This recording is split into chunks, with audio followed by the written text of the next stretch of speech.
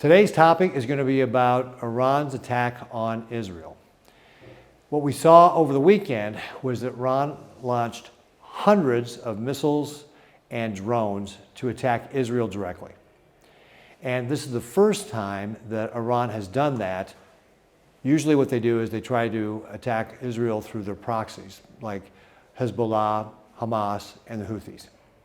This represents a huge escalation in what Iran's terror network is doing. And we must face this with strength. What we have seen with this administration is their attitude is appeasement first.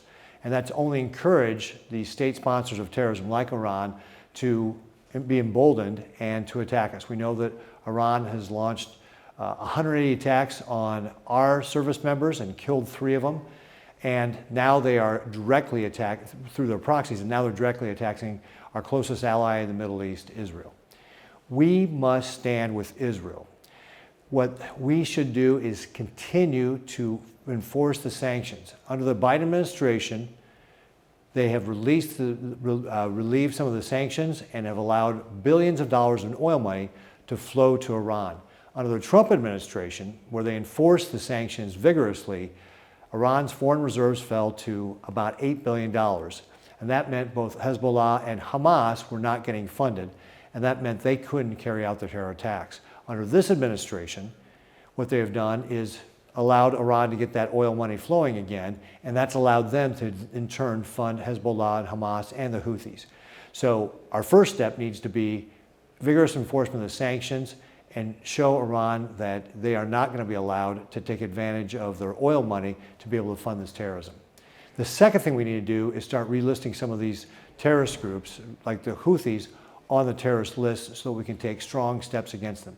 The Houthis are firing at shipping in the Middle East, in the Red Sea. This is clearly a terrorist group. We should take our strongest action on listing them and making sure that we are cutting off the funds that are going to the Houthis as well. As I mentioned, Iran launched these attacks. It was over 300 of the drones and ballistic missiles. 99% of them were shut down.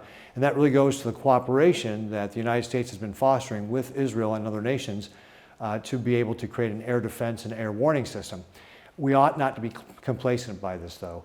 Iran has many, many more drones and missiles.